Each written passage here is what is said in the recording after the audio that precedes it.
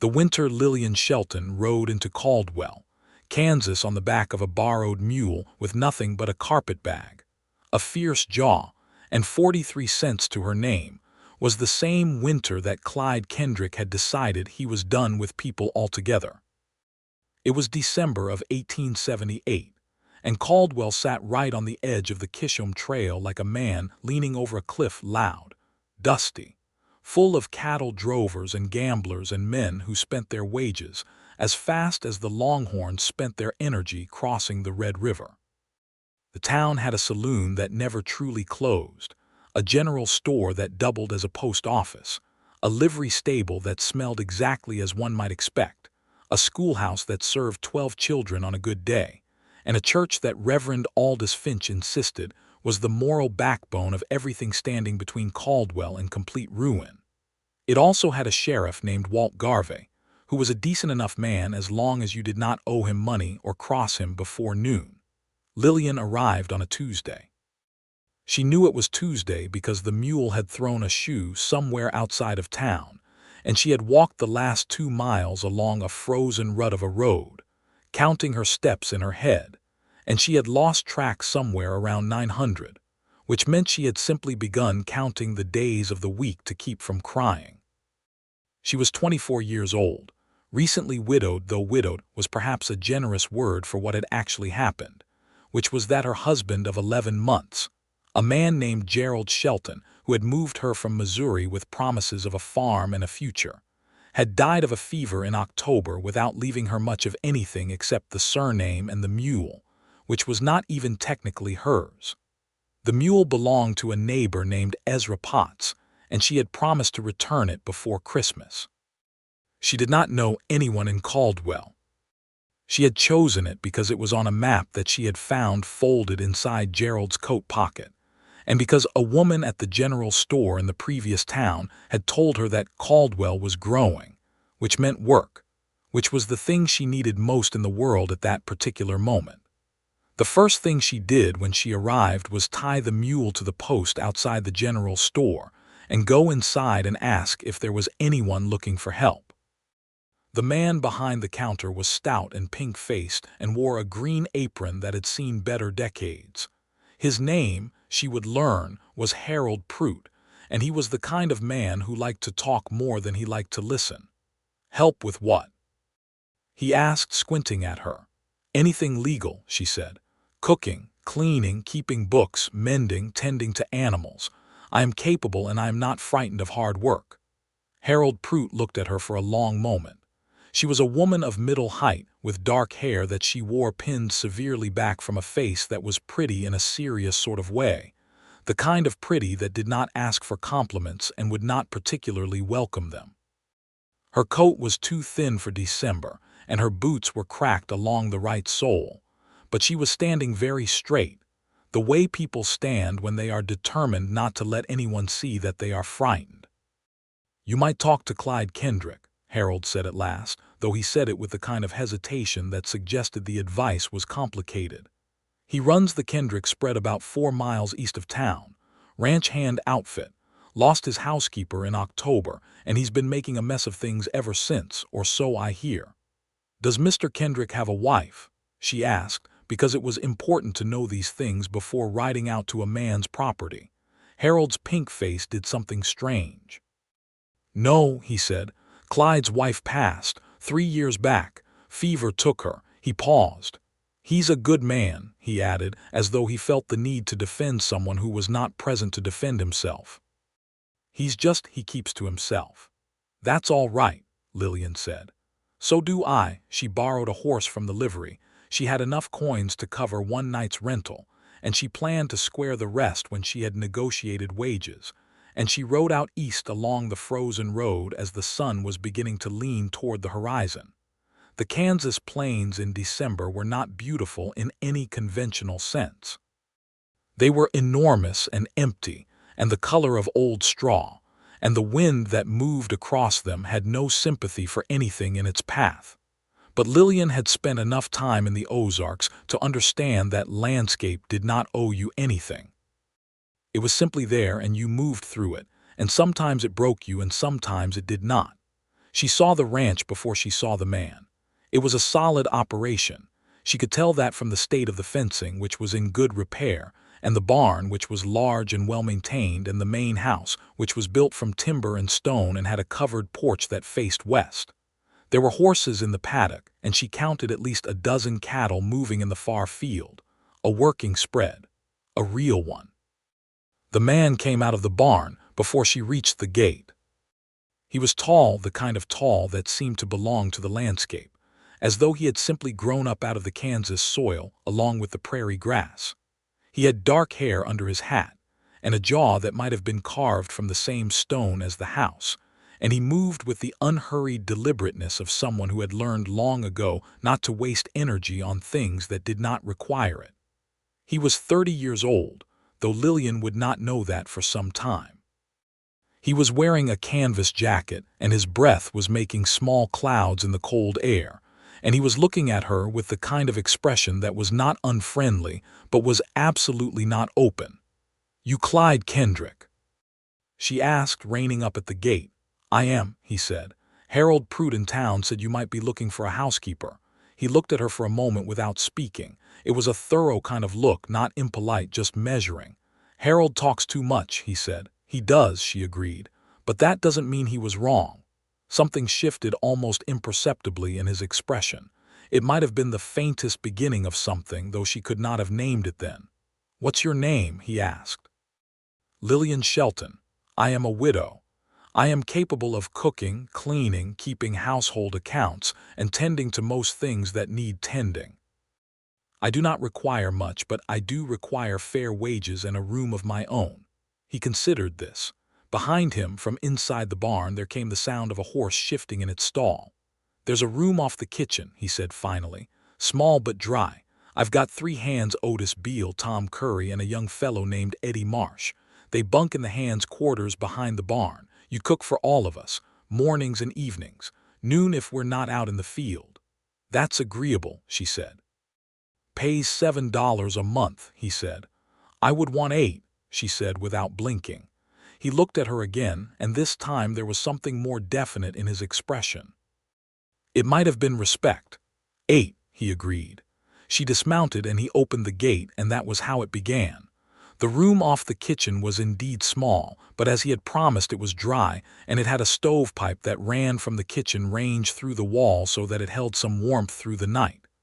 There was a narrow bed, a washstand, a chest of drawers, and a single window that looked out at the barn.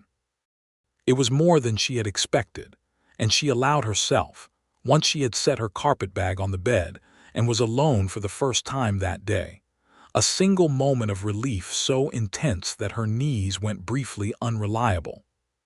Then she straightened her spine, unpacked what she had, which was not much, and went to see what the state of the kitchen actually was. The kitchen was a disaster. Not in the way of dirt. It was clear that Clyde Kendrick was not a slovenly man, but in the way of neglect. Things had been moved and not returned. The larder was in a state of confused disorder. There was a sack of flour that had not been properly closed and had begun to go hard along the edges, and 2 pans that had been stacked badly and were scratched from it, and a coffee pot that had developed a relationship with the stovetop that could most charitably be described as permanent. Lillian assessed all of this calmly, made a mental list of what needed to be done, and started with the coffee pot. She had supper on the table by the time Clyde and his 3 hands came in from the evening work. It was nothing elaborate. She had made do with what was in the larder, which meant a pot of beef stew and cornbread, and a pot of coffee that was, by any reasonable measure, the best coffee that kitchen had produced in months. She could tell this by the way Otis Beale, who was a barrel-shaped man in his 40s with a gray mustache that seemed to have a life independent of the rest of his face, closed his eyes after the first sip. "Lord above," Otis said. "That is actual coffee." "I should hope so," Lillian said, refilling Tom Curry's cup without being asked. Tom Curry was young, perhaps 22, with an earnest face and red hair and the manner of someone who had been raised to be polite around women, and was now very seriously deploying that upbringing. Eddie Marsh was even younger, barely 19, all limbs and nerves, and he had looked at Lillian when she came in with the pot with an expression of such uncomplicated gratitude that she had nearly smiled. Clyde said nothing during supper. He ate steadily, and with clear appreciation for the food. She could tell by the pace and the second serving he took of the stew without being offered. But he did not contribute to the conversation that Otis Beale and Tom Curry were maintaining between themselves, which was mostly about a horse that Tom was working to train and the winter weather coming in from the north. After supper, the three hands went back to their quarters, and Lillian was washing up the dishes when Clyde came back into the kitchen. She heard him come in and did not turn around. "The food was good," he said. "Thank you." He went to the coffee pot and poured himself a last cup, and she could feel him standing there, not leaving. "How long were you married?" he asked. It was a direct question. She was not offended by direct questions. 11 months, she said. "He took fever in October." "I'm sorry for it," he said, and she could hear that he meant it. "It was hard," she said simply. "And then it was done, and now I am here." There was a pause. She heard him set the cup down. "I know something about that," he said quietly. She turned then and looked at him. He was not looking at her with pity, which she would not have tolerated, and he was not looking away, which she would have found cowardly. He was just looking at her straight, the way he had looked at her at the gate that afternoon, measuring, but without unkindness. "Harold told me," she said. "Your wife, 3 years ago." He nodded once. "Clara," he said. The name sat in the air between them for a moment. "I am sorry for it," she said, using his own words back to him and meaning them as much as he had meant them to her. He picked up his cup and turned toward the door to the main part of the house. "Good night, Mrs. Shelton," he said. "Good night, Mr. Kendrick," she replied. She finished the dishes in the lamplight, and outside the December wind pressed against the window, and inside it was warm, and she thought that she had landed, perhaps, in not the worst of all possible places. She stayed. The days settled into a rhythm that had the cold clarity of December at its best, brisk and demanding and full of purpose. She learned the household. She learned the way the range fire burned and how to bank it correctly at night so the kitchen was not frigid by morning. She learned that Clyde Kendrick took his coffee black without sugar and ate everything she put in front of him without comment, but never failed to thank her for it. She learned that Otis Beale had a weakness for pie of any variety, and that Tom Curry would help without being asked if he happened to be nearby and something needed doing, and that Eddie Marsh was homesick in the particular way that young men get homesick when they are too proud to say so. She also learned, slowly and through observation rather than conversation, the shape of Clyde Kendrick's silences. He was not a cold man. That was the thing that struck her most clearly in those first weeks. He was not cold, he was careful. There was a difference, and it took a particular kind of attention to see it. He was careful with his animals. She could see it in the way he moved through the barn, the way the horses trusted him without being nervous about it. He was careful with his land, and with the men who worked it. He was careful with her, in a way that was courteous and respectful and kept a measured distance that she understood completely because she maintained one of her own. Christmas came and went. She cooked a proper Christmas dinner, roast chicken, because they had no turkey, and sweet potatoes, and a dried apple pie that made Otis Beale look as though he might weep. And Clyde brought in a small cedar branch and set it in a jar on the table. And Eddie Marsh seemed so startled by this gesture of holiday that he went out to the barn immediately afterward and did not come back inside for half an hour. After dinner, when the hands had gone and the kitchen was quiet, Clyde sat at the kitchen table with a cup of coffee and a letter that he had apparently received and was rereading. And Lillian sat across from him, mending one of Eddie's shirts, because Eddie had ripped it and had looked so helpless about it that she had taken it from him before she had consciously decided to. They sat in the same room without speaking for close to an hour, which was longer than they had ever been in the same space without conversation, and the silence was not awkward. It was the kind of silence that has to be built, the way a fire has to be built. It requires time and the right materials and the patience to let it catch. When he finally folded the letter and put it in his shirt pocket, he looked up and found her looking at him. "Letter from my brother," he said. "He's in Colorado, keeps saying I should come out there." "Are you thinking about it?" she asked. "No," he said. "This is my land, I'm not going anywhere." She returned her eyes to the mending. "I think that's the right answer," she said. "You think so?" "Running doesn't change very much," she said, "in my experience." He was quiet for a moment. "You ran here," he said, not unkindly. "I moved here," she corrected. "There is a difference. Running is when you are not looking where you are going. I was looking very carefully." This produced something remarkable. At the corner of his mouth there appeared the ghost, barely the ghost of a smile. It lasted perhaps 2 seconds. Then it was gone, and his expression returned to its habitual careful neutrality. But she had seen it, and it felt, in some way she did not fully examine, like a small and significant victory.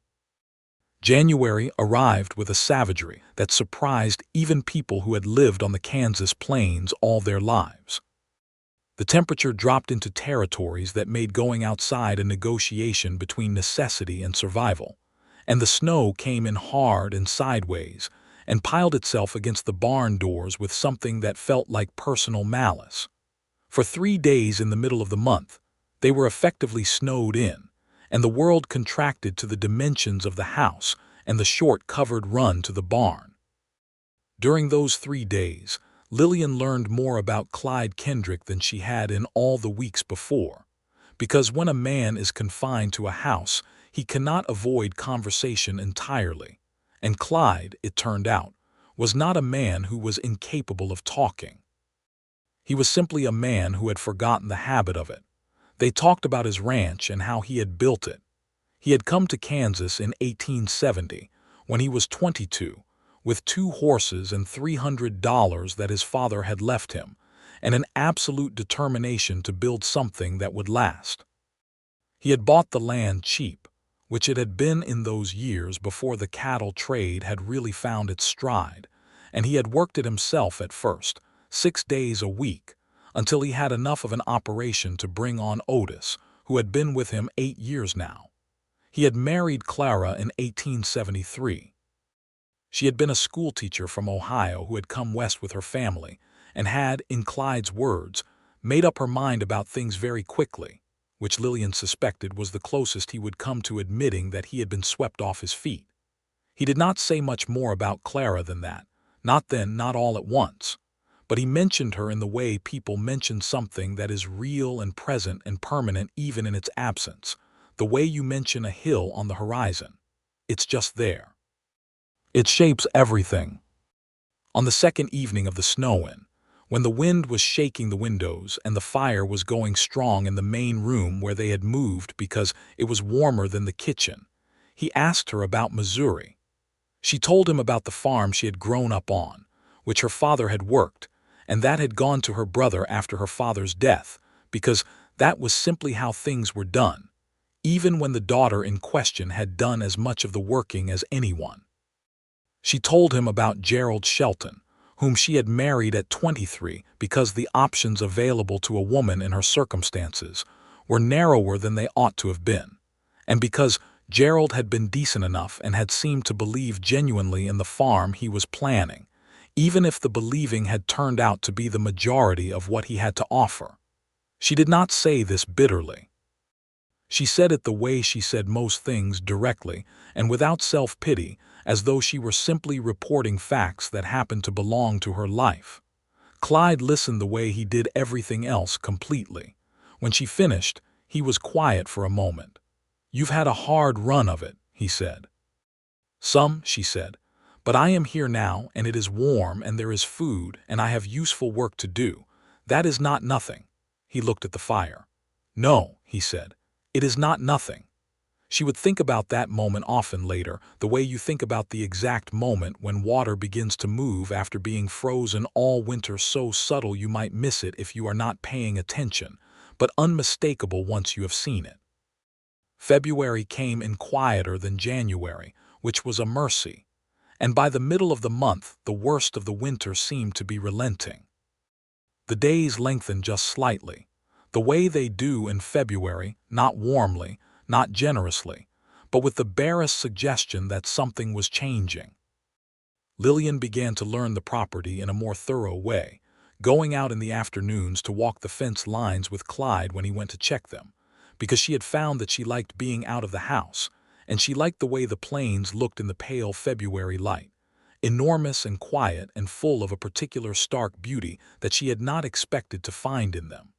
Clyde began to talk more on these walks. Not much. He was constitutionally not a man of many words, but enough. He told her about the cattle operation, and about his plans for spring, and about a particular section of the east pasture that he was thinking about expanding.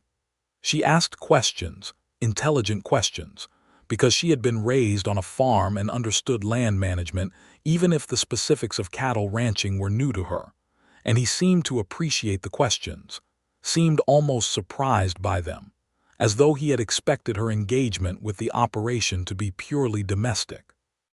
One afternoon in mid-February, they were walking the north fence line, and the sky above them was the particular deep blue of a winter afternoon in Kansas, when she slipped on a patch of frozen mud near the creek and would have gone down hard except that his hand caught her elbow before she could. He did not let go immediately. She did not pull away. They were both very still for a moment. She had caught herself, was standing solidly, and there was no practical reason for him to continue holding her arm, and the wind moved across the plain and lifted a strand of her dark hair across her cheek. And she looked at him, and he was looking at her, and whatever was happening between them at that moment was something that had been building since December and was now simply too present to pretend otherwise. He released her arm slowly. He cleared his throat and looked away at the fence line. "Ice along the creek," he said. "Got to watch your footing." "Yes," she said, "thank you." They continued walking, and neither of them said anything further about it, but the air between them had changed in a way that both of them could feel, and neither of them was quite ready to name. That evening, she made a roast that was better than anything she had made previously. She was not consciously aware of trying harder, but she was aware of the fact that she had, and she put the awareness aside without examining it too closely.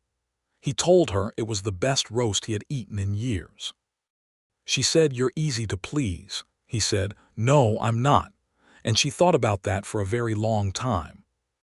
March arrived, and with it a thaw that turned the road to Caldwell into a river of mud, and made the ranch a complicated series of wet boots and heavy work.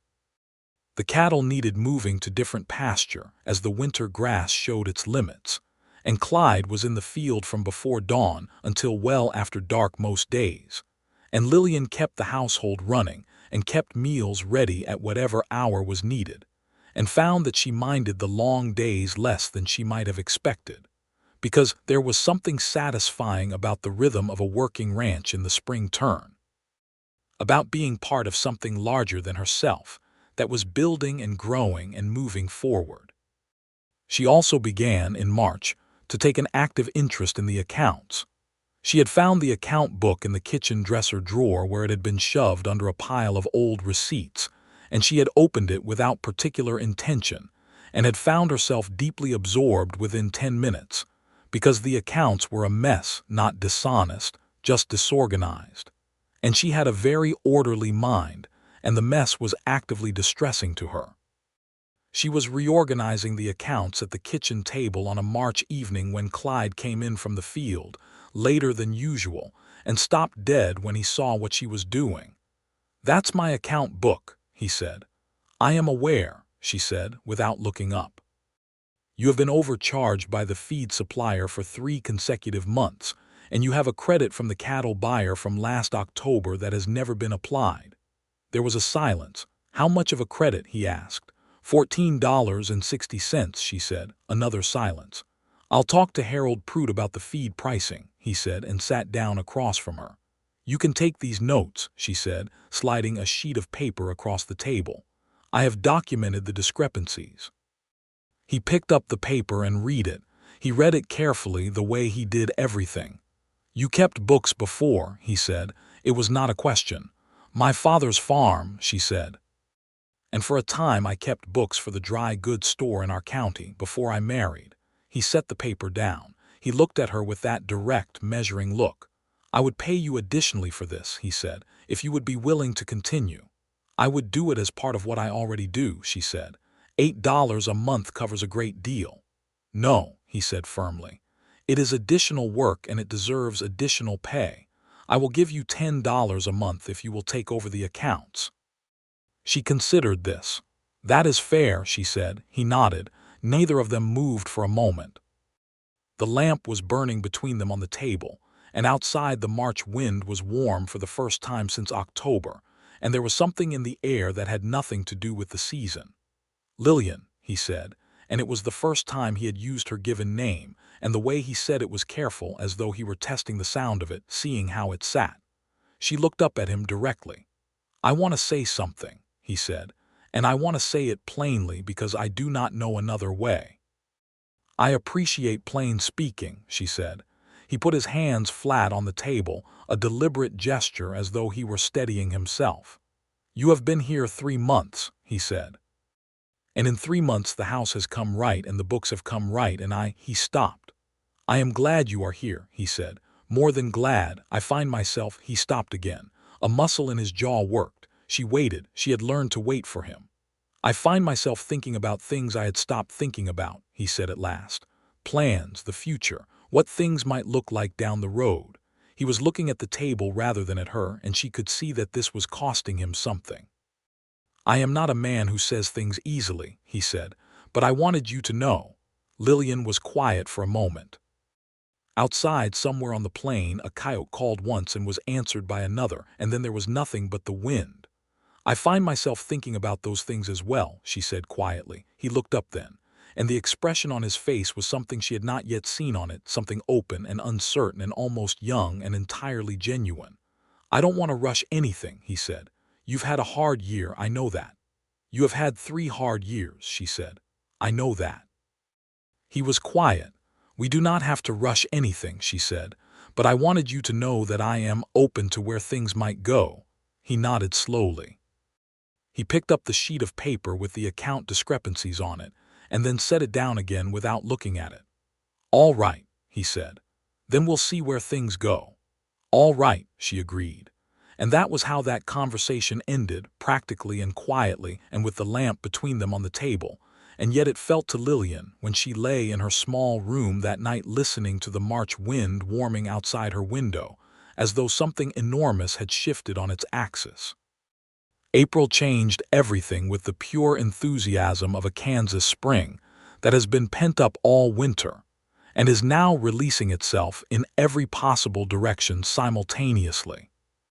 The grass came back in earnest, and the cattle moved well, and there were 2 new calves within the same week, and Clyde was expansive in the way that people who love their land get when their land is doing well. He smiled more, not broadly, not yet.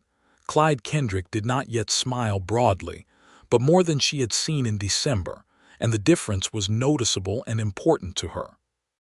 He began to take his morning coffee on the porch when the weather permitted, and she began to bring hers out as well, and they would stand or sit in the early morning and watch the light come up over the prairie, and they would talk about what the day would require, and sometimes about other things. A book she had found in the parlor that had been Clara's and had asked if he minded if she read, and he had said he did not, and she had found it very good and told him so in detail. His cattle plans, which were ambitious, and which she had begun to understand well enough to have opinions about. The news from town, which Otis brought in when he went for supplies, and which ranged from the ordinary to the genuinely alarming, as small-town news tended to do. One morning in mid-April, Otis came back from town with a piece of news that was more alarming than most.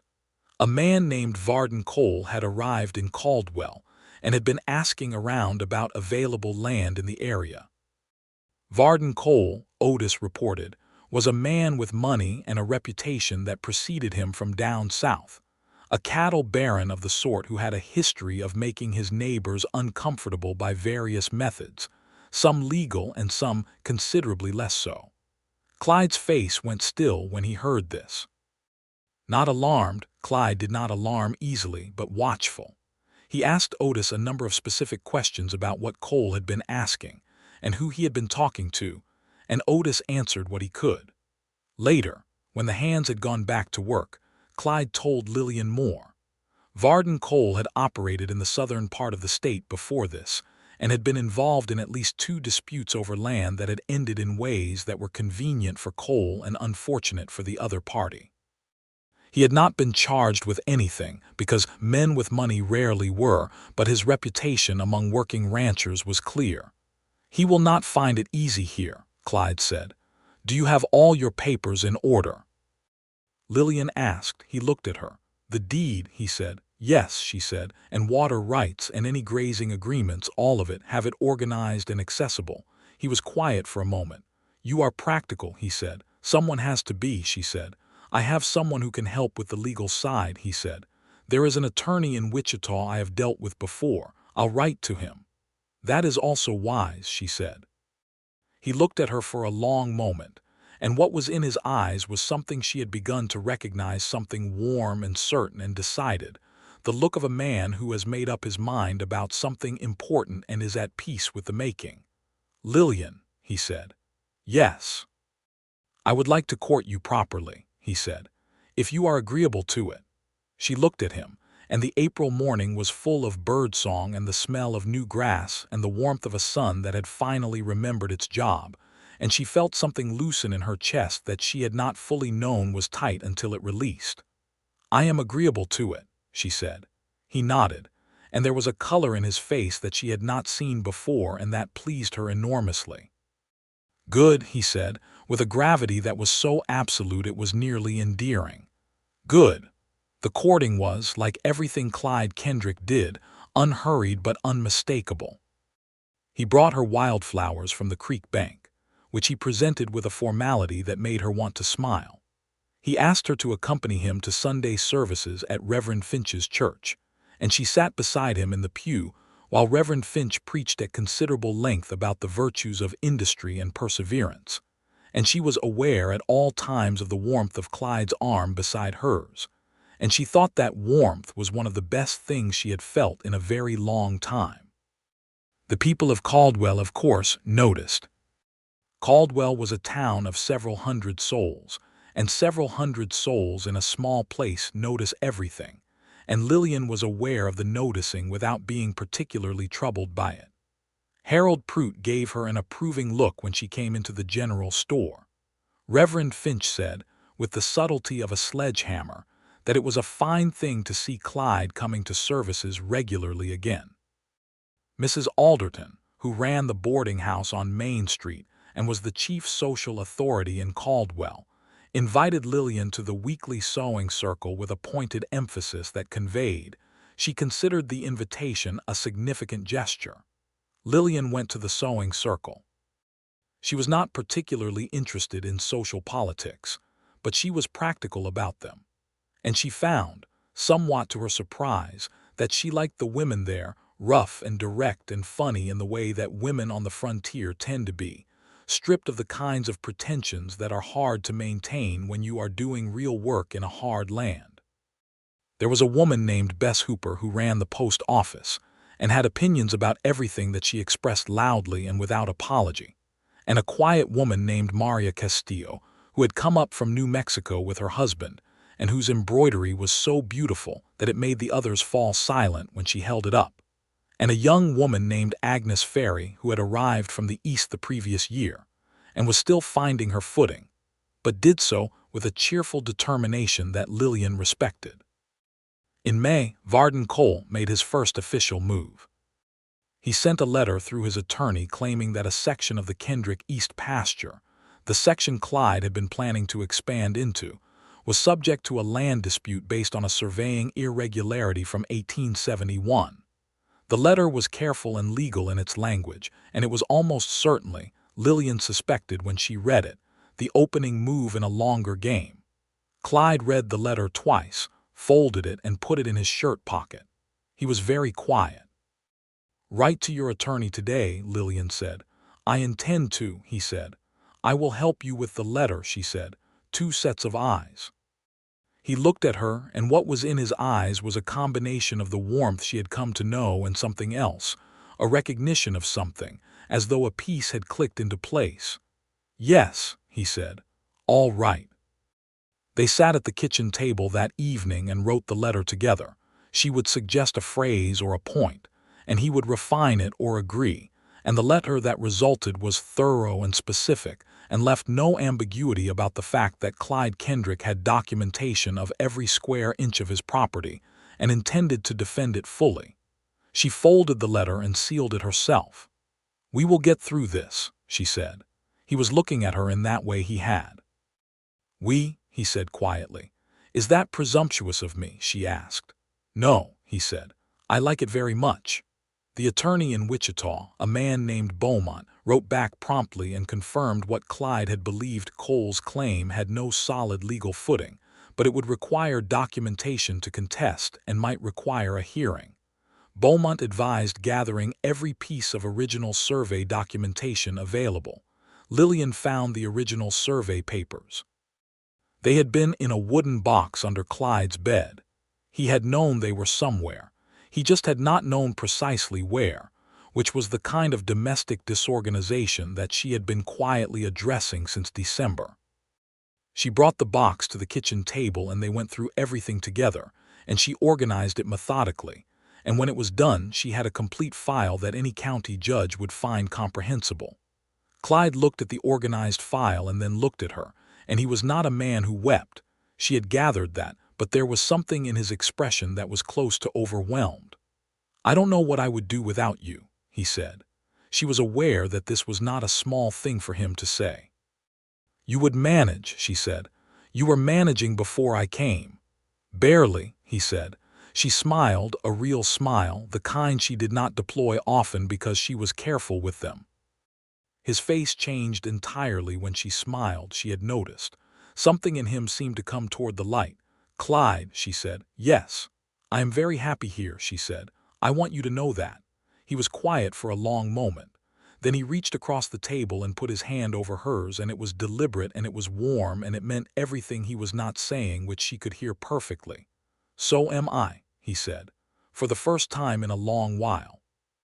May deepened into June, and June brought heat and long days, and the particular quality of Kansas summer light that falls on everything like a great golden weight. The Varden-Cole situation moved slowly through legal channels in the way of such things, and Beaumont handled it with admirable competence, and Cole apparently decided that the Kendrick property was more trouble than it was worth, and began making inquiries about a different parcel to the west, which belonged to a man named Fuller who had far less documentation and more vulnerability. And Lillian felt a complex mixture of relief at the removal of the threat from their land and genuine concern for Fuller, whom she had met twice at church and who seemed a decent if disorganized man. She told Clyde this. "Fuller knows what Cole is," Clyde said. "I'll talk to him. He should get his papers in order." "I could help him with that," she said. He looked at her. "You would do that?" "Of course I would," she said. He shook his head slowly, and it was the kind of head shake that is not a negative but rather an expression of being moved by something. They drove out to the Fuller ranch the following Sunday, Clyde with the wagon and Lillian beside him, and it was the first time they had gone somewhere together that was purely social and neighborly rather than practical. And the drive was long and warm, and they talked for the whole of it, easily, in the way of people who have found each other's company to be the most natural thing in the world. She told him about a letter she had received from her brother in Missouri, which had been warm and full of family news. He told her about the summer he was 17 and had tried to break a horse that had been declared unbreakable by everyone who had tried, and how he had eventually succeeded, and the telling of it was different from the way he usually talked, looser, more amused, and she thought she could hear in it the young man he had been before life had made him careful. The Fuller situation was addressed. Lillian sat with Robert Fuller and his wife Ellen at their kitchen table for 2 hours that afternoon and organized their papers with the same methodical attention she had given to Clyde's. And Ellen Fuller looked at her with an expression of such relieved gratitude that Lillian felt genuinely useful in a way that went beyond the domestic. On the drive back, The sun was setting in the west in the way that Kansas sunsets do, extravagantly, as though the sky cannot help showing off, and Clyde and Lillian sat side by side on the wagon seat with the warmth of the day still in the air and the horses moving steadily along the road. "You are a remarkable woman," he said. She turned and looked at him. He was looking straight ahead at the road with the last of the sunset on the side of his face, and his jaw was the strong, clean line she had come to know so well, and he was not saying it with any artifice or strategy. He was saying it because it was true and because he needed to say it. "Thank you," she said. "I mean it," he said. "I know you do," she said. "You don't say things you don't mean." He turned and looked at her then, full on, and the expression on his face was something she would carry with her for the rest of her life, open and certain, and full of something that was not so cautious anymore, something that had decided it did not need to be cautious anymore. He reached across and took her hand where it rested on the wagon seat, and she turned her hand under his and their fingers settled together, and they rode the rest of the way home like that, hand in hand, with the darkening sky above the plain and the warm summer night coming in around them. July was busy in the way of cattle ranching in summer. There was work from first light to last, and Clyde was often out with the hands from dawn, but he always came in for the evening meal, and the evening became the part of the day that both of them organized everything else around without acknowledging that they were doing so. They read together in the evening sometimes. She had obtained several books from Mrs. Alderton's library, which was a modest but functional collection, and she would read aloud because he liked to hear her voice, and also because the parlor fireplace was the best light in the house when the days grew short, which they had not yet done but which was coming. He would sit in the chair and she on the settee, and they would both be thoroughly present in the room in the quiet way they had, and it was the kind of domestic peace that neither of them had expected to find again, and that both of them, for these evening hours, gave themselves permission to rest in. He kissed her for the first time on a Saturday evening in late July.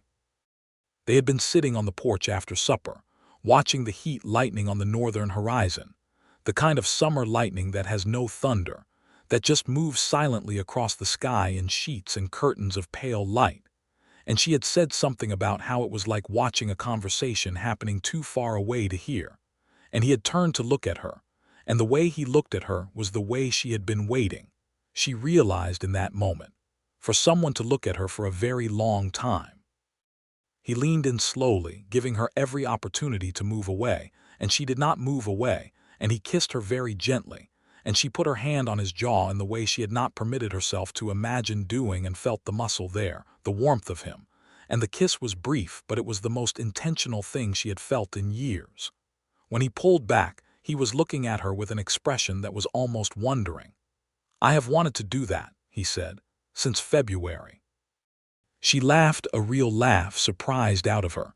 "Only since February." He looked at her more closely, the ghost of that smile at the corner of his mouth. "Perhaps a little before February," he allowed. August was golden and sweet, and something between them that had been building and building finally simply was, openly, and without the need to be careful about it anymore. He held her hand when they walked. She sat beside him in the pew on Sundays as a matter of course rather than occasion. The whole of Caldwell, which had been watching all of this with the absorbed attention of an audience at a very good theater performance, seemed collectively pleased, and Reverend Finch, who was the least subtle man in the county, gave a sermon in the first week of August about the particular blessing of new beginnings, and looked at Lillian and Clyde with a pointed satisfaction that made Otis Beale cough into his hat to hide his expression.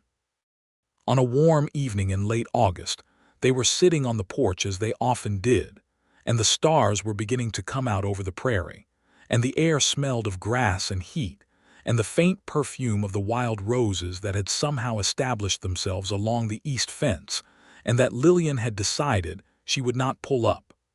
Clyde reached into the breast pocket of his shirt and brought out something small. He held it out in his palm. It was a ring, a simple gold band with a small inlaid garnet, and it was clearly not new, which somehow made it more significant rather than less. She looked at it and then looked at him. "It was my mother's," he said, "not Clara's. My mother left it to me because she said I should give it to the right woman." He paused. "I have been carrying it for 3 years, wondering if there was going to be a right woman again." His voice was low and steady. "Lillian, I would like you to be my wife." She looked at him in the warm August evening, with the stars coming out and the roses on the fence and the whole of this land that she had come to love behind him, and she felt such a profound and aching rightness in this moment that she had to take a breath before she could answer. "Yes," she said, without any question. He took her hand and put the ring on her finger, and she looked at it, catching the last light. And when she looked up at him, he was looking at her with that open, certain, decided look, and she thought she had never in her life been so sure of anything as she was of the feeling between them at this moment.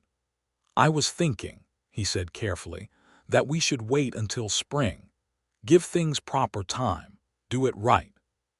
She looked at him for a moment, the ring warm on her finger, and she considered this, and then she said, "Why wait?" He was so completely taken off guard. She could see it land on him, the unexpectedness of it, and something happened on his face that she had never seen in all the months she had known him. He laughed. Not a polite chuckle, not the faint ghost of a smile she had been working toward since December. He laughed, a real, full, startled, genuine laugh that came from somewhere deep in him, and seemed to surprise him as much as it surprised her. And it was the most wonderful sound she had ever heard, because it was so entirely unguarded, and because it was hers in this moment, entirely hers. He laughed for a good few seconds, and when he finally caught himself, he was looking at her with those eyes she loved, and they were bright with it, bright with the laugh and with her and with this night. "Why wait?" he repeated, still smiling, an actual full smile, the kind she had been tending toward all these months, and here it was finally, and it was worth every bit of the patience. "Is that so?" "I have been patient enough," she said, and she was smiling too, and she did not try to contain it. "I am 24 years old, and I know my own mind, and I know what I want. And what I want is to be married to you as soon as it can reasonably be arranged." He shook his head slowly, still with that smile, and he took her face in both his hands, those steady, careful, warm hands, and he kissed her properly this time, with all of it behind it, everything they had built since December, and she kissed him back with everything she had, and the prairie night wrapped around them, and the stars were out in full, and the wild roses were fragrant in the dark. "All right," he said when they pulled apart.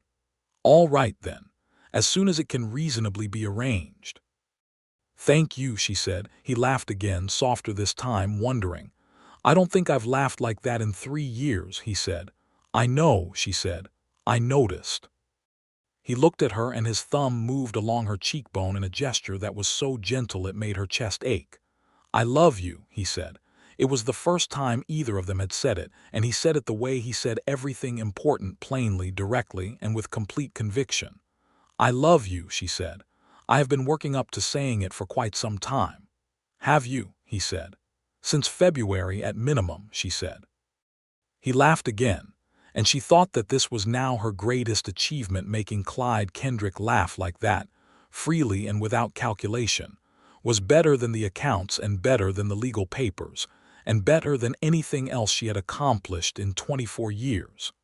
Reverend Finch performed the ceremony on the 14th of September, 1879, in the church on Main Street in Caldwell.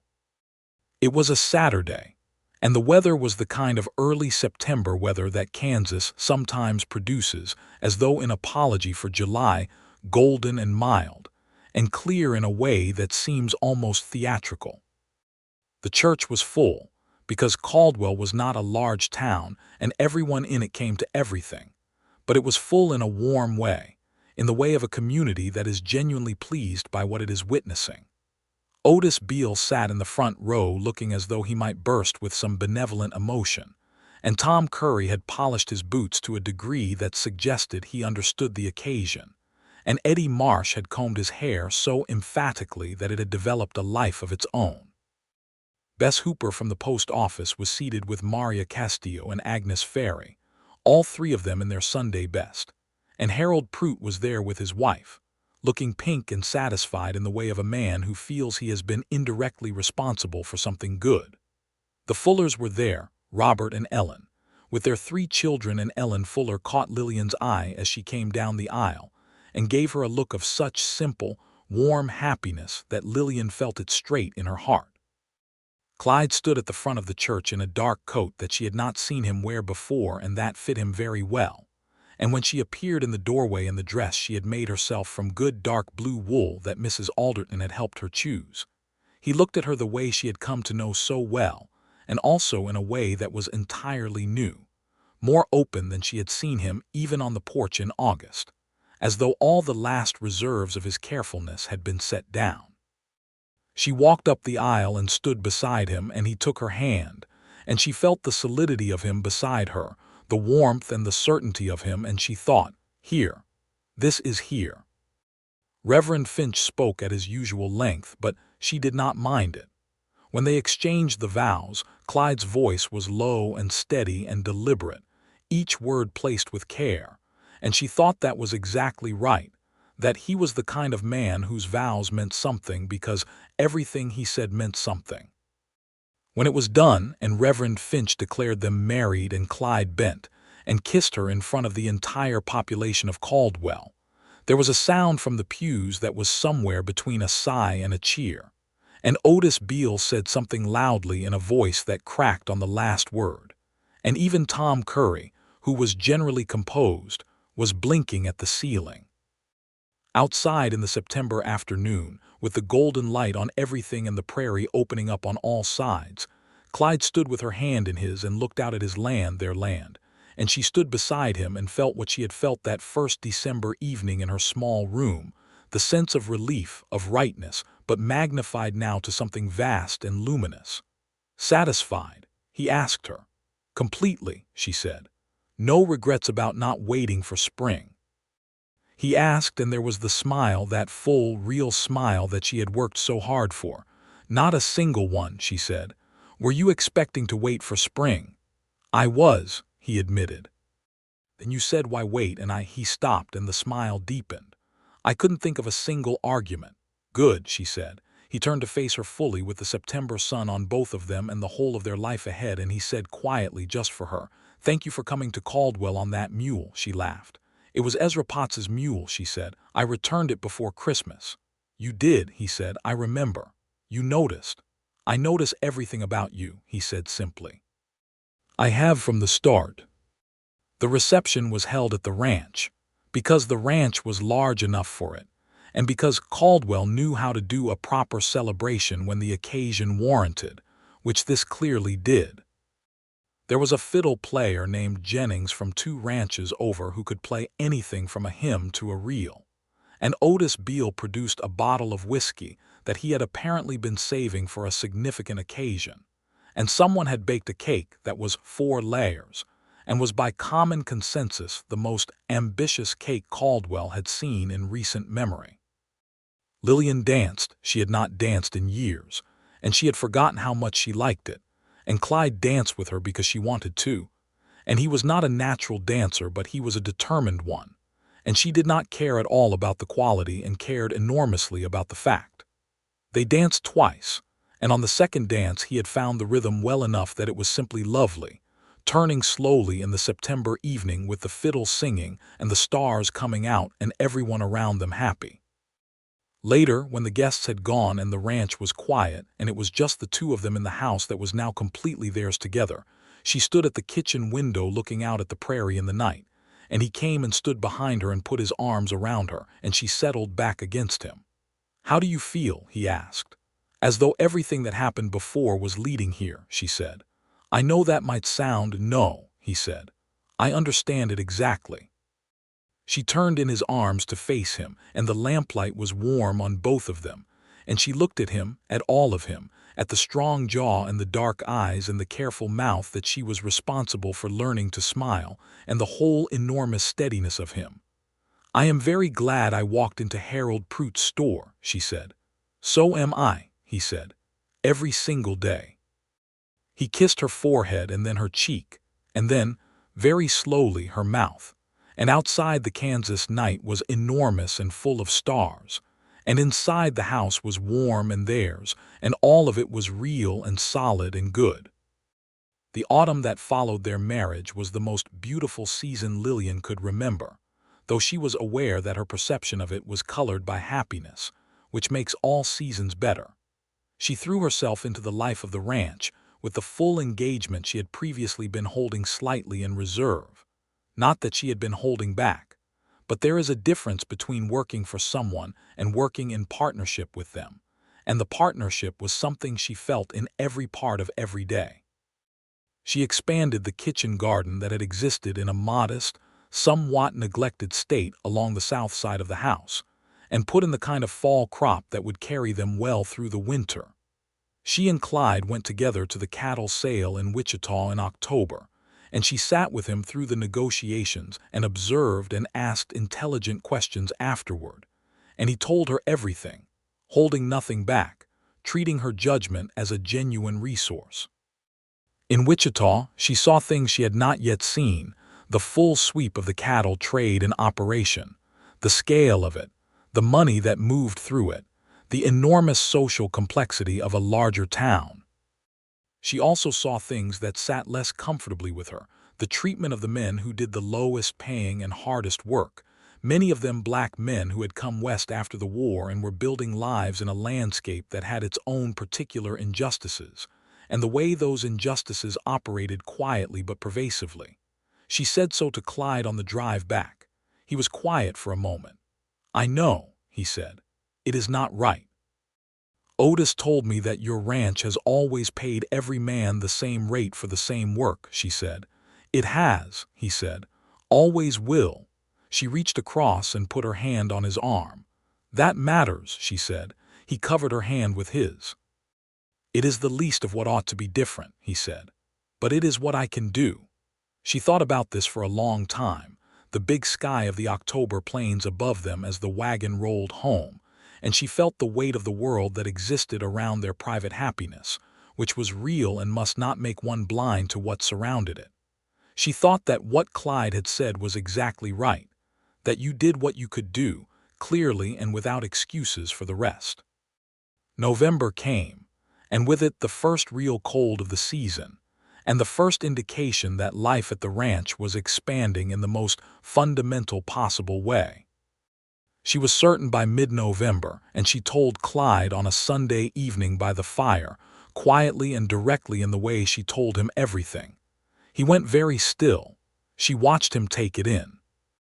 Then he reached for her hands and held them, and the expression on his face was something she had not seen before and could not have anticipated a joy so complete and so undefended that it was almost painful to look at, the expression of a man who had believed, somewhere in the guarded places, that he had been done with certain kinds of happiness. "Are you certain?" he asked. "Yes," she said. "July, I think." He brought her hands to his mouth and held them there for a moment, eyes closed, and she could see him breathing. "Clyde," she said softly. He looked up at her and his eyes were bright. "I am all right," he said. "More than all right, he exhaled. "I am the happiest I have been in a long time." "Good," she said. "I intend for that to continue." He laughed, and it was that laugh, the real one, the free one, and he pulled her toward him and held her, and she put her arms around him and rested her forehead against his jaw and felt his warmth all around her. "I love you," he said into her hair. "I love you," she said, "completely." The winter of 1879 going into 1880 was milder than the previous one, which felt like a gift. Lillian moved through the season in good health, her pregnancy progressing without complication, and Clyde moved through it in a state of sustained attentiveness that she found both touching and occasionally excessive. He was, she discovered, inclined to treat the fact that she was carrying their child as though she had somehow become fragile, which she was not. "I am not made of glass," she told him in December, when he made to take a pot from her that she was perfectly capable of carrying herself. "I know that," he said. "Then let me carry the pot." He let her carry the pot, but he watched the process with an attention that suggested he was prepared to intervene at any moment, and she decided this was simply the expression of what he felt about her, and accepted it with the grace it deserved. Christmas in their first year of marriage was the kind of Christmas she had not had since childhood.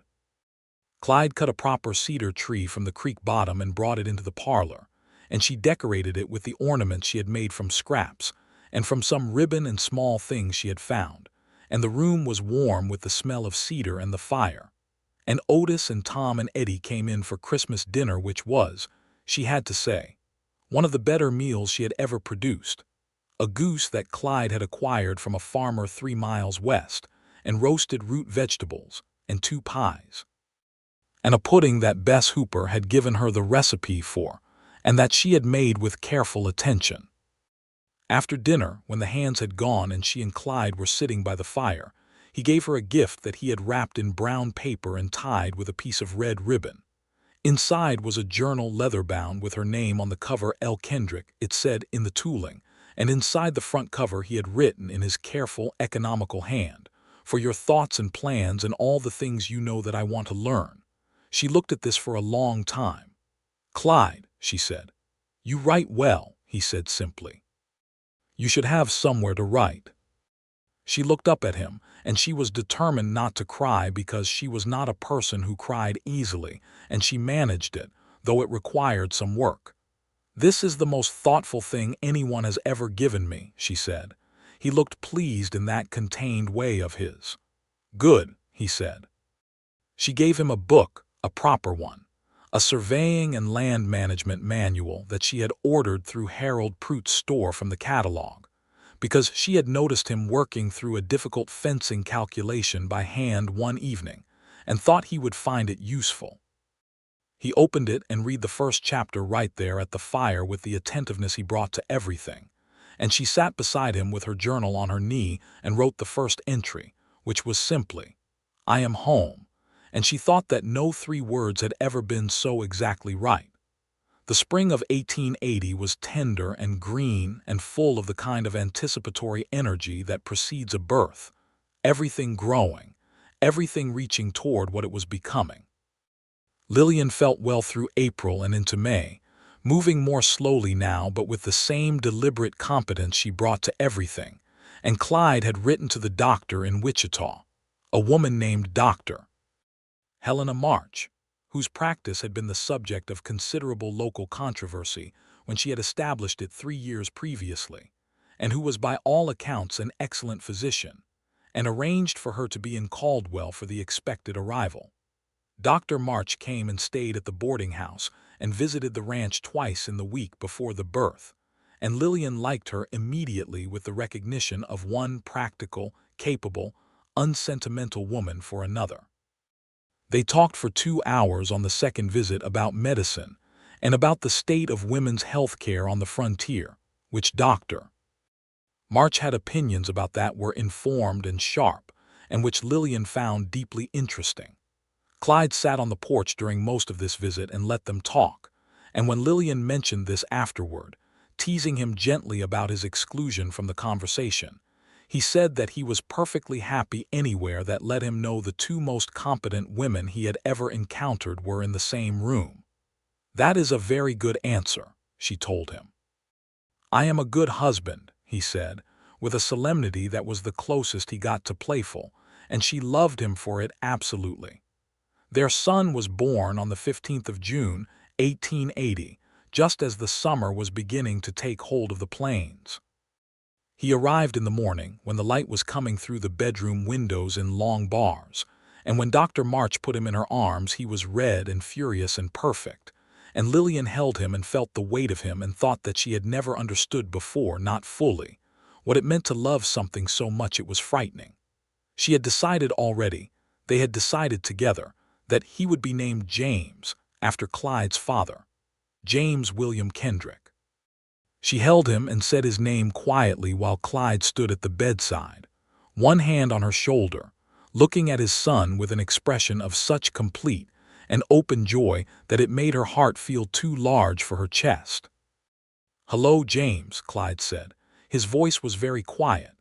James William Kendrick turned his head toward the sound in the way of new things finding their orientation, and Clyde reached down and touched the baby's hand, and the tiny fingers curled around his one big finger, and Clyde looked up and met Lillian's eyes, and what moved between them in that moment was something larger than either of them. "Well," Clyde said. His voice was rough at the edges. "Well, she agreed, smiling. James was a substantial and vigorous baby who held opinions about feeding times and communicated them at volume, and who, as the summer progressed, seemed to be developing Clyde's physical solidity and Lillian's expression of considering everything very carefully before responding to it, which Clyde said was both reassuring and slightly unnerving in an infant. Otis Beale was undone by the baby in the particular way that older men who have never had children of their own sometimes become undone, completely and without dignity. He came in from the bunkhouse on the second day and stood at the door of the bedroom where she was nursing James and said, in a voice that was doing its very best to be normal, "Just checking in, making sure well, good, and then left rapidly."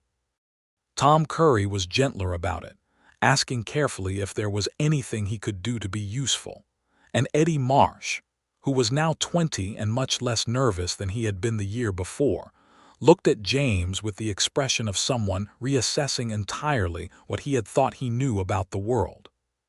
Summer deepened and James grew and the ranch ran well, and Clyde expanded the east pasture.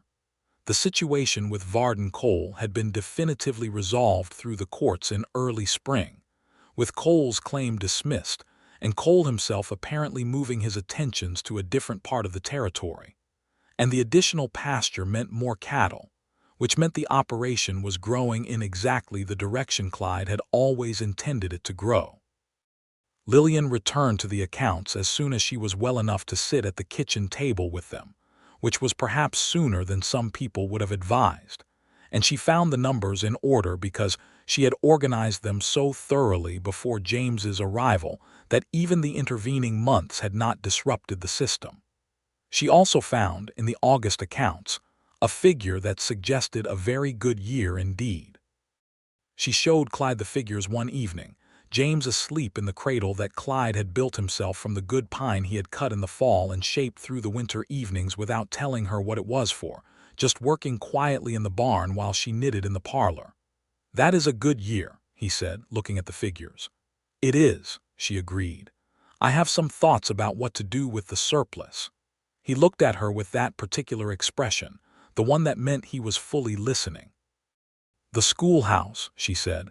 "It is in poor repair, and it needs books, and Mrs. Patterson teaches 12 children in a room that wants 2 of everything it has. A contribution from the Kendrick ranch would be significant." He was quiet for a moment. "That is a good idea," he said.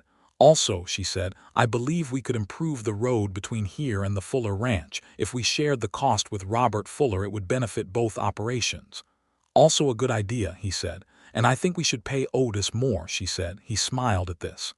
"I was already planning to," he said. She looked at him. "Were you?" "He's been with me 8 years," he said. "He deserves it." She looked at him for a moment, this man she had chosen and who had chosen her, sitting at their kitchen table in the lamplight with their son sleeping in the next room and the August night warm around the house, and she thought, "I chose exactly right." "You are a good man, Clyde Kendrick," she said. He looked at her, and the smile was there, full and real, the smile she had coaxed out of him on that September evening a year ago with the words, "Why wait?" The smile that she had made her personal project since the first ghost of it had appeared at the corner of his mouth in December 1878. "You have a great deal to do with that," he said. "We do well together," she said. "Better than well," he said. He reached across the table and covered her hand. "Better than I knew was possible." She turned her hand under his and held it. "I feel the same," she said, "every single day." October came again, and with it the first anniversary of their wedding, and Clyde did something she had not anticipated. He came in from the field in the afternoon.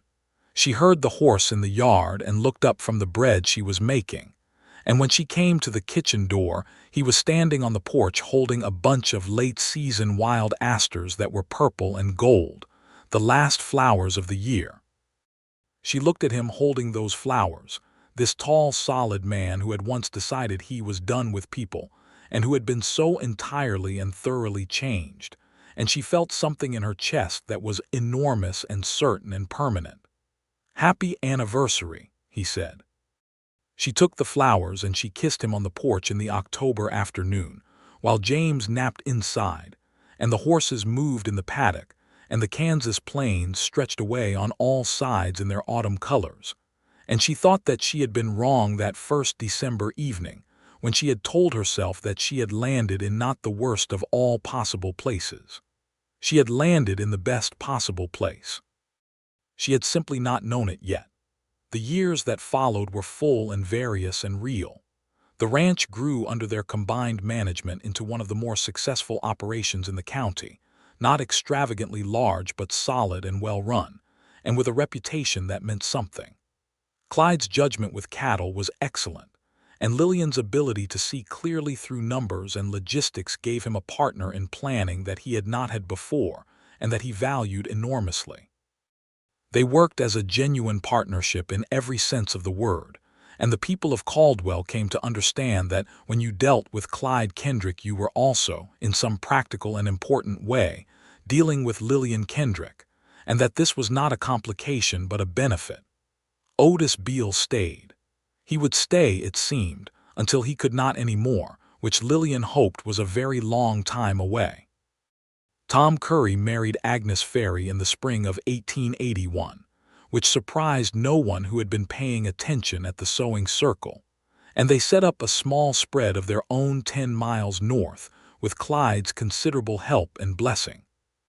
Eddie Marsh grew into a competent and confident young man who, in the summer of 1881, decided to try his luck in Colorado and left with Clyde's handshake and Lillian's packed supper and everyone's genuine good wishes. They hired 2 new hands, a brothers pair named Carl and Henry Doss, who were steady workers and good company, and the ranch absorbed the change without difficulty. James grew. He was Clyde's build and Lillian's mind, and absolutely his own person from the earliest age at which a person can be said to have a personality, which was earlier than she had expected. He was curious and serious, and had a capacity for silence that he had clearly gotten from his father, and that made her smile. He followed Clyde around the property from the time he was old enough to follow anyone anywhere, and Clyde, who had learned at the same knee that land was something you invested not just money in but patience and time and love, was the most attentive father Lillian had ever seen, which was not something she had expected of him because of his natural reserve, and which moved her every time she witnessed it. In the winter of 1882, she told him she was expecting again. He held her for a long time without speaking, and she could feel the smile against her hair. "Another James?" he asked. "We are not naming them all James," she said. He laughed that laugh, still her favorite sound, still as warm and real as it had been that September evening when she had said why wait and surprised it out of him. Their second child, a daughter, was born in August of 1882, and her name was Rose for no more complicated reason than that she had been born in the month when the wild roses along the east fence were at their fullest, and Clyde had come in from the morning work on the day of her birth with a handful of them that he had cut and laid on the bedside table, and when Dr. March, who had become a regular presence in the county and a genuine friend to Lillian, placed the baby in Lillian's arms, she had looked at the roses and then at the child and said, "Rose." "Rose," Clyde agreed, looking over her shoulder. James met his sister with the solemnity appropriate to a 2-year-old who has been told he is now a brother and is not entirely sure what this means but is prepared to take it seriously. He stood at the bedside and looked at Rose with his father's measuring look, and then he put out one cautious finger and touched her cheek, and Rose turned toward the touch in the way of new things. "She's very small," James said. "She will get bigger," Clyde told him. "Will she be able to ride?" In time, Clyde said. I will teach her, James decided.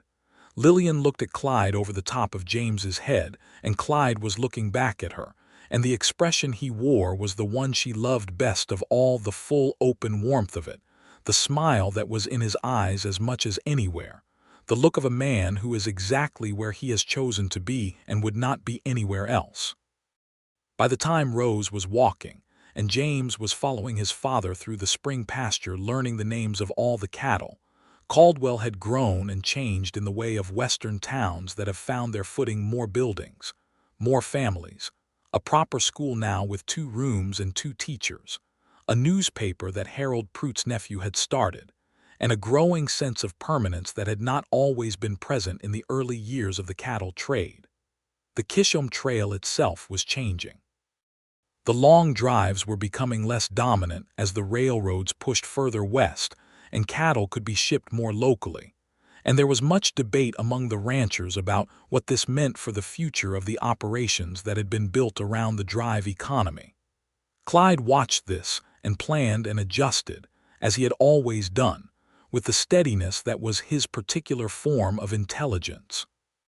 We need to think about breeding, he said one evening in the spring of 1883, spreading a map across the kitchen table after supper in the way they often had their best planning conversations, after the children were in bed and the kitchen was quiet and the lamp was burning between them. I have been thinking about it, she said, and pulled out the notes she had made in her journal, the leather-bound one he had given her for their first Christmas, and they talked for 2 hours about the future of the operation, and the conversation was as good as any conversation she had ever had, because it was with him, and because their combined thinking produced ideas that neither of them would have reached alone. Clyde began a breeding program that year, carefully selecting for quality over quantity, and the results over the following years would be some of the best stock in the county.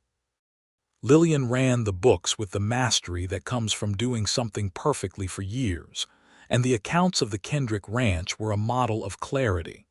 When other ranchers in the area had questions about their own accounting, they sometimes came to her, and she helped them, because she believed in the practical value of a community where everyone was solvent.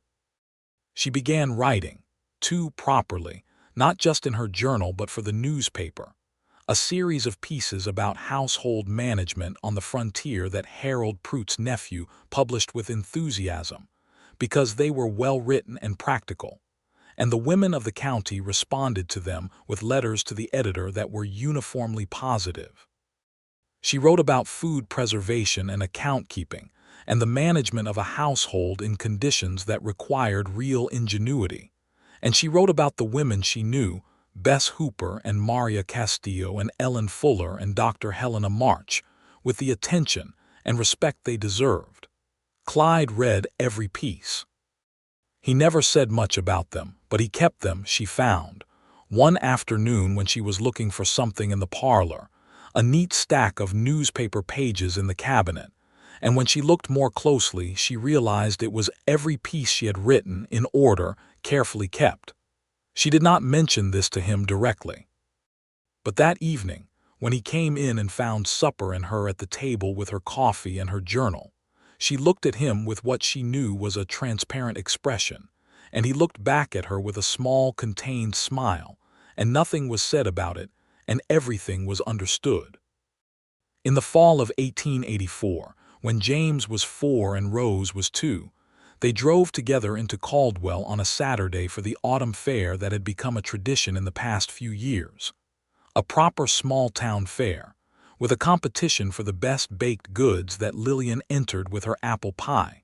She placed second, losing to Ellen Fuller, whom she believed deserved the first place on merit and said so, and horse racing on the flat outside of town, and a general atmosphere of celebration that was particular to communities that have gotten through another year together.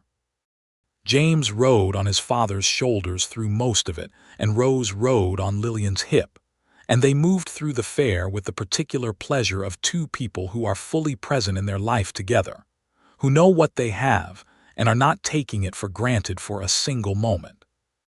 At one point in the afternoon, standing near the edge of the fairground while James watched a man demonstrate roping technique with an intensity that suggested it was being memorized for later application, Clyde turned to her and said, "Do you ever think about that first December, when you rode up on the borrowed mule?" "Ezra Potts's mule," she said. "Often. I was standing at the barn," he said, "and I saw this woman coming up the road on a mule with a carpetbag, and she sat very straight, and I thought." He paused. "What did you think?" she asked. He looked at her. "I thought, that is someone who has decided something." She smiled. "I had," she said. "I decided to survive, and then things got considerably better than surviving." "They did," he agreed. He reached out and tucked a strand of hair behind her ear, a gesture he had developed somewhere along the years, easy and habitual and intimate in the way of something that belongs entirely to two people. "Clyde," she said. "Yes. I am glad you did not try to wait until spring," she said. He laughed. That laugh still the best thing she had ever made happen. "You didn't give me a chance," he said. "I know," she said. "You are welcome." He shook his head, smiling, and pulled her to his side, and she settled against him with Rose balanced on her hip between them, and James turned from the roping demonstration to check that they were still there, and found them and returned his attention to the roping, satisfied. "I wouldn't change a single day of it," he said quietly. "Neither would I," she said. "Not one." Above them the Kansas sky was enormous and blue and clear. The same sky that had been there when she rode into town on a borrowed mule with 43 cents and a fierce jaw and no idea what was ahead of her. The same sky, but she was different now. She was rooted and held and loved and loving, and all of it was real and solid and hers. The fall fair wound down in the late afternoon, and they loaded the children and their purchases into the wagon and turned east toward the ranch, toward home. And the road ran straight through the prairie grass in the long evening light, and James fell asleep against his father's arm, and Rose was drowsy and heavy against Lillian's shoulder, and the horses moved steady and sure, and the warmth of Clyde beside her was the warmth she had been feeling for 5 years now, and intended to feel for all the years remaining. She thought about the night on the porch in August of 1879, the ring in his palm, the heat lightning on the northern horizon, and the moment when she had looked at him and said, "Why wait?" and the laugh that had come out of him, that first free, full, real laugh. And she thought that in that moment something had changed in both of them, something had been released that needed releasing, and that everything good that had followed had in some way grown from that moment the way the prairie grass grew from the deep cold ground. The wagon rolled home through the October evening, and somewhere along the fence lined the last of the wild roses. She had let them keep growing year after year, were going brown and lovely in the autumn, and the first stars were beginning, and the ranch came into sight ahead of them with the lamp Otis had left in the window burning warm and steady, and she thought, "Here. Always here." "We're home," Clyde said quietly, and he said it the way he said things that were true and important. "We are," she said, and leaned against him, and they drove the last distance together in the good deepening dark.